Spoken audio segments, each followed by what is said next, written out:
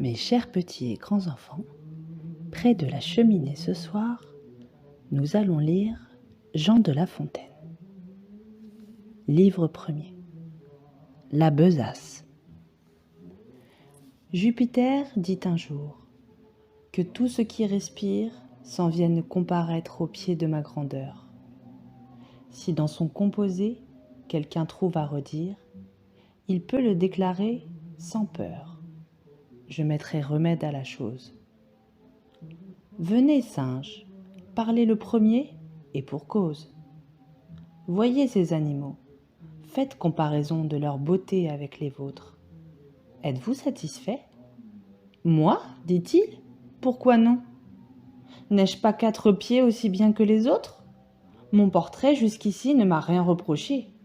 Mais pour mon frère l'ours, on ne l'a qu'ébauché. Jamais s'il me veut croire, il ne se fera peindre. L'ours, venant là-dessus, on crut qu'il s'allait plaindre. Tant s'en faut, de sa forme il se loua très fort, glossa sur l'éléphant, dit qu'on pourrait encore ajouter à sa queue, ôter à ses oreilles, que c'était une masse informe et sans beauté. L'éléphant, étant écouté, tout sage qu'il était, dit des choses pareilles. Il jugea qu'à son appétit, Dame Baleine était trop grosse. Dame Fourmi trouva le ciron trop petit, se croyant pour elle un colosse. Jupin les renvoya, s'étant censurés tous. Du reste content d'eux, mais parmi les plus fous, notre espèce excella, car tout ce que nous sommes, lynx envers nos pareils et taupe envers nous. Nous nous pardonnons tout, et rien aux autres hommes. On se voit d'un autre œil qu'on ne voit son prochain. Le fabricateur souverain nous créa besaciers, tous de même manière, tant ceux du temps passé que du temps d'aujourd'hui. Il fit pour nos défauts la poche de derrière, et celle de devant pour les défauts d'autrui.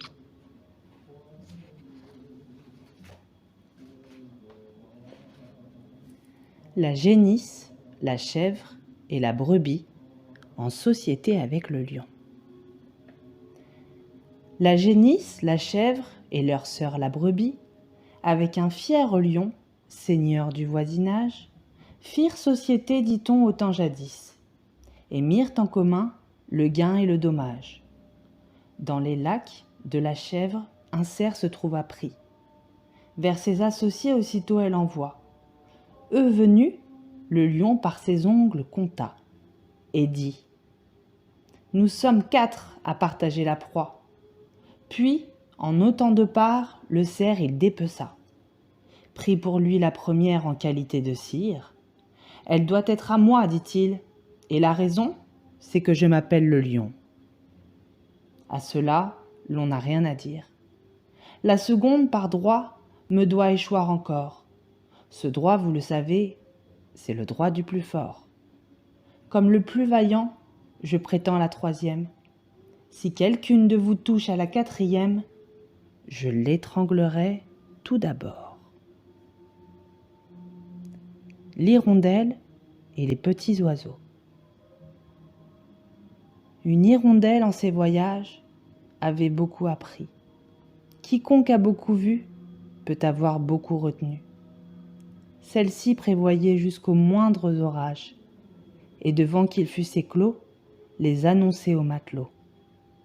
Il arriva qu'au temps que le chanvre se sème, elle vit un manant en couvrir maint sillon. « Ceci ne me plaît pas, dit-elle aux oisillons. Je vous plains, car pour moi, dans ce péril extrême, je saurais m'éloigner ou vivre en quelque coin. Voyez-vous cette main qui par les airs chemine ? Un jour viendra qui n'est pas loin, que ce qu'elle répand sera votre ruine. De là, naîtront engins à vous envelopper, et lacets pour vous attraper. Enfin, mainte et mainte machine qui causera dans la saison votre mort ou votre prison. Gare la cage ou le chaudron. C'est pourquoi leur dit l'hirondelle, mangez ce grain et croyez-moi.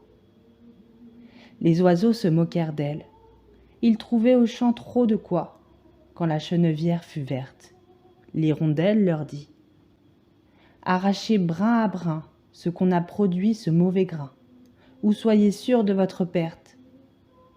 Prophète de malheur, babillarde, dit-on, le bel emploi que tu nous donnes. Il nous faudrait 1000 personnes pour éplucher tout ce canton.